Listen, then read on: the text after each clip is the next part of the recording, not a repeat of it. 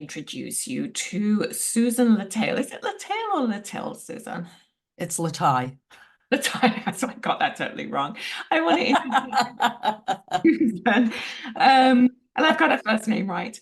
Um, and Susan and I met a couple of years ago, and I was impressed by just the warmth and compassion that this woman has. And Susan is a master grief coach. So I thought it would be really nice to have her on and sort of chat with her because it is my goal for everybody who communicates with me or has access to me to have access to my resources as well. We introduced you to an Ayurveda chef just recently. So now I want to introduce you to Susan, being a grief counselor, especially this time of year. So welcome, Susan. Thanks so much for joining us at the Holistic Highway. Oh, thank you so much for having me. So, Susan, tell me a little bit about what a grief coach does. I mean, that sort of sounds so simple. Obviously, they deal with grief, but why would somebody need a grief coach? Well, one, we're not taught about grief. We're not taught how to grieve the loss of a loved one. And we have to navigate these unfamiliar waters on our own in a lot of cases, based on what our experiences have been throughout our life up until that point. I know when I was a child, you just didn't talk about the person after they died. So you learned by example. So it's one of those taboo subjects that people just don't talk about. So we're left with this intense sadness. And a lot of times we just don't know what to do with that. That is so true. I remember my sister whose husband died much earlier than he should have done, and it was a very violent death. And she would say to me afterwards, nobody will talk to me about it. Everybody just sort of ignores the fact that it happened. She said, I wish people would just say, how are you doing? It's got to really suck what you're going through. And she said, but it was Right. taboo. Nobody talked. And she had nowhere to put that energy. Right. Right. Yeah. And that's one of my goals is, with my company's name, Shining a Light on Grief, and it's also my anthology books names, is I really want to bring that dark subject to light. I want people to feel more comfortable in approaching someone who's grieving, not just the griever, but the people that are around them, friends, family. People lose friends when they have a significant loss because that friend just doesn't know how to be there for them. They don't know what to do. It's too uncomfortable to have a conversation when really the best advice I can give for that is support them. Like you just said, how are you doing today? I know this must really suck for you. Yeah. And there's so many different types of grief, isn't there? And we'll get to your story, and you have a very interesting story. Mm, But especially this time of year when we're grieving the right. loss of loved ones around the holidays. My mother died just before Christmas. So there's Oh, always that tinge of sadness. And to pull back right. the veil a little bit, I'm going through a divorce right now, which was just finalized yesterday. So it's tough because that grief on top of the grief Right. of my mother, it's like, oh my God, this is a really sad time of year. But Right. Susan, tell us a little bit about your story, love. Why did you become a grief coach? Well, because when I was grieving, I couldn't find enough resources. I didn't have enough people to talk to. And the ones that I did find were people that did have similar experiences. So in 2017, my son died of a brain tumor. And gratefully, I was his caregiver for 2.5 years. I was able to spend some really special time with him and having no regrets when he did finally depart. So I found that I had no idea what to do with these intense emotions Mhm. that I isolated. I didn't know what to do. And the times that I realized that I could talk about him, that I could share his story, my love for him with somebody who got it, was so important to me. That made me smile, actually. That made me feel some relief because most people you couldn't talk to about it. Mm. And I was networking a lot at the time because of the business I was in at that moment. And it was really difficult to have conversations with people. Some people literally avoided me Yeah, because they didn't know what to say. yeah. It is tough. I must admit, outside of sort of saying I'm sorry, Right. you don't know what to say after that. So you're right, we're not taught how to deal Yeah, with grief. It is something that is put over there, and we do have to isolate ourselves, and then we see anxiety, depression, then all the things that we exactly. deal with. But is your son the reason you do what you do now? Yes, yes. I didn't get to that part. So after a few years, I kept coming back to the thought of helping people. I've always been somebody to take an experience and wanting to share that, whatever it may be. And this being such a significant experience, I really wanted to take that and help guide other people to that were like me, had no idea how to process that grief, where to turn, what to do, what to believe. So many of our beliefs, play into that as well. So I was finally ready. It took me a good 4.5 years to finally be ready to step into that role. And so I became a certified master grief coach in 2021. Okay. And So it was is about 4.5 years after my son passed. And it was like, okay, yes, I know all this. And going through the training, it was like, yes, I know all this. It was just more or less to give me a foundation to jump off of. That okay, now I have the foundation, I have my own experience, which really allows me to be compassionate and to be understanding what people are going through. And none of us are the same.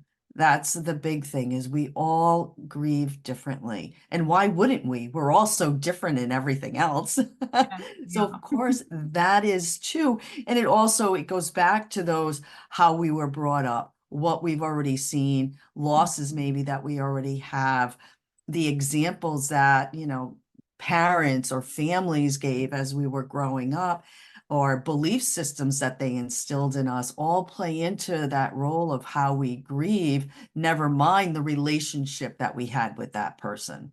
Yes, yes. So how, and you sort of touched on it that we're all different, but how do you see grief playing out with people emotionally and physically? Oh, in so many different ways. I mean, emotionally, either they cry a lot, Mhm. they isolate, they don't want to be around people. Sometimes they're angry at Mm, whatever the situation was. They do go through all those emotions that have to do with grief, and probably more.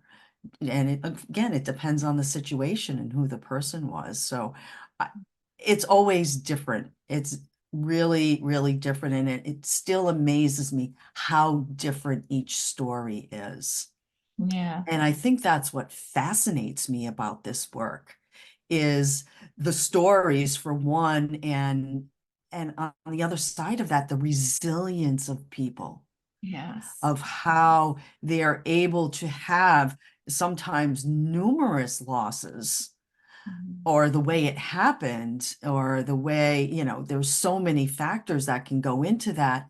And somehow they find a way to bounce back Yeah. and One of the, continuing to live. sorry, Susan. That's okay. Go ahead. Yeah. Um, and you're right, everybody's so different how they do it. But one of the things, what's kind of sort of unique that you do is you take those stories, if I'm right, and you allow people to process their emotions through those stories, and then you publish those stories, don't you? So tell me a little Yes. bit about that, because that's quite And unique. that's one of the things I do. So when I first became a grief coach, I wasn't sure really how I wanted to be out in the world with that, how I really wanted to help people. And what was important for me was I shared my story in another anthology book. And that was really what helped me to finally be ready to help others. Mhm. So I was thinking, okay, well, what can I do? And I really love the idea of bringing people together and sharing their stories. And it was just so powerful. It was beyond anything I could have imagined. That whether somebody was grieving for a year or, the loss was a year ago, or it was 30 years, there was still layers of grief that were processed through that journey of writing their story. Mm. Because I really pushed each author as far as I could to get the best story out, not only for the reader, but also for themselves. Yeah, And that's when people really get to the heart of what they're feeling and what they've been through and where they are now and how they got there, that's really where the magic happens, not only for them, but for that person that's also picking that book up. Maybe somebody newly grieved, that they don't have to feel like they're alone or something's not right with them or they're broken, yeah, because they're not. They're not. yeah, yeah, Somebody said that to me recently about being fixed. I'm like, you're not broken. yeah. I love that. Grieving. You're Yeah. grieving. And That's again, totally we different. don't educate on how to grieve or No. so yes, we do think we're broken. Yeah. So what is it about this time of year? How does that trigger a lot of people? I've got a lot of clients, they've either lost people during COVID time or even Right. before, and this time of year is a tough time of year. It is a tough time of year. I think because so many memories are associated with the holidays, especially Christmas. Mhm. You think whether, decorating reminds you of them, getting together as a family, certain dishes that they love to eat. There's a lot of memories around that, around holidays. Holidays are supposed to be family focused. So when you lose a family member, their absence is very well, you know, seen in those moments leading What, up to it. Susan, what advice would you give for somebody who's struggling right now? I mean, you talked about making, perhaps making their favorite dish. I mean, I think a lot of people would think, well, no, this person's not here anymore, so I'm not going to do it. But wouldn't it be wonderful to make their favorite dish and sort of Yeah. celebrate them that way? Absolutely. I do my best to celebrate my son and what he was like and the things that he did or the things that made him happy, especially at the holidays. Getting together with family, being around the table, eating, all the turkey and the fixings and everything else, and just watching movies. Some movies, his favorite movie growing up was like Home Alone, which is so perfect for Christmas. So I think keeping those memories are alive are so important. I Mm, remember even my family, some of them were afraid to mention him mm, during family get-togethers or especially the holidays. And it's like, no, let's talk about him because that's what keeps his memory alive. And that's what people like to do, remember those happy moments with him. yes. So I think, and sometimes it's making new rituals, making new memories and making new, dishes that maybe, that you like more or another family member likes, Yeah. trying different things to change it up as well as remembering Yeah. what that person loved about the holidays too. One of the things that, because I'm on your email list, is I've loved how you've offered a free coaching call for this Yes. time of year. And I think Yeah. that that's so generous of you, recognizing that it's a troubling time for a lot of people. So I think it's wonderful that you did that, sort of 45 minutes. So I mean, it's true coaching. Right. Um, Now that was going to start sort of in December, but we talked just before this, and you said for anybody who's watching this video that you would extend that to sort of mid-January if somebody was Yes. looking. So tell me a Yes. little bit about that and what they can expect to receive on that call. Yeah, I'm there to listen, to see where they are, to help guide them along wherever they seem to be stuck Yeah. or wherever they seem to be really having a hard time process. Sometimes it's just an ear, or sometimes it's just an ear that doesn't know anything about you. Yeah. Sometimes it's hard to talk to family members because you have different viewpoints or you have different memories, but to talk to somebody and share something about your loved one and what their life was like, what they were like, your relationship was, what you did at this time of year, because just because Christmas is on December 25th doesn't mean that the holidays and all that goes with it is over. Yes, yes, So, exactly. So I love that you do that. And I'll put the links down so that you can contact Susan okay. um, if you want to.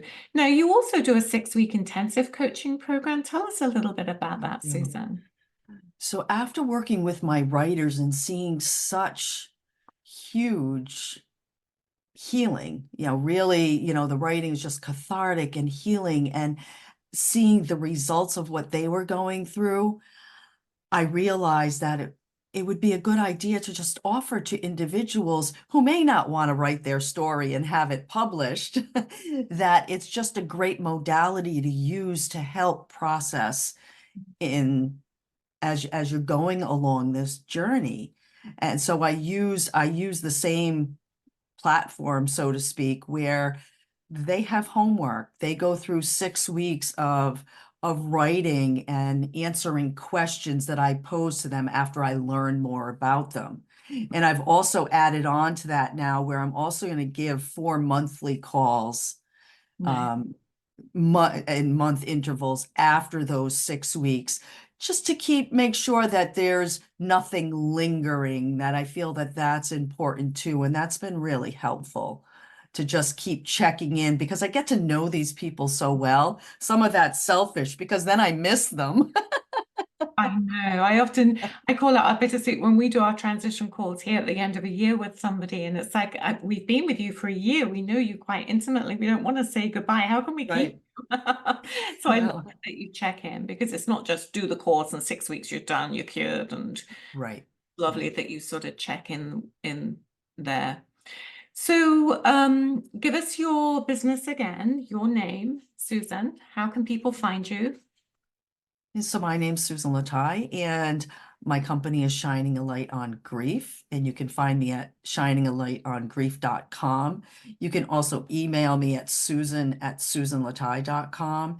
If you're interested in one of those free sessions, I'd be happy to send you my calendar link. That sounds lovely. And I'll put all those links down below so that you can sort of so that anybody can see Yeah, and anybody can sort of sign up for what feels right for them. yeah. Any other last minute things? How I mean you have firsthand experience here, love. So give us some of the things that helped you get through, especially your first, if you can remember, sort of your first holiday season Mm, without your son, in case right. somebody else is going through the same thing. Right. I mean, for me, I think gratitude got me through the Yeah. initial part is just grateful for everything that I had received because of having my son, such as, especially towards the end where he wasn't talking a lot. I was very grateful that his last words were, "I love you, Mom." Oh, I mean, that's I couldn't have asked for anything better than that as far as last words. So I had to focus on gratitude. That's always been a big part of my life. And it kept my head above water at that time. Without it, I don't know what I would have done. yeah. And then writing is Mm. so cathartic. Like I said earlier, that start a grief journal, start a journal and just get your thoughts and feelings out on paper, especially if you don't have anybody to speak to. If you have that support group, lean on them when you need to, Yeah, because that's, community is very important. Very important. We're not it meant to do this is. alone. Because we tend to isolate when we're in grief, it's hard to sort of reach out to a community. So I think it's lovely that you offer that call where somebody could reach out to you, Right, and then then you can help them reach out to their community. right. Susan, I love what you've said. You're doing really important work out there. So Thank you. that is absolutely phenomenal. I love what you do. And all your information, all Susan's information will be there. And Okay. Susan, thank you. Oh, thank you.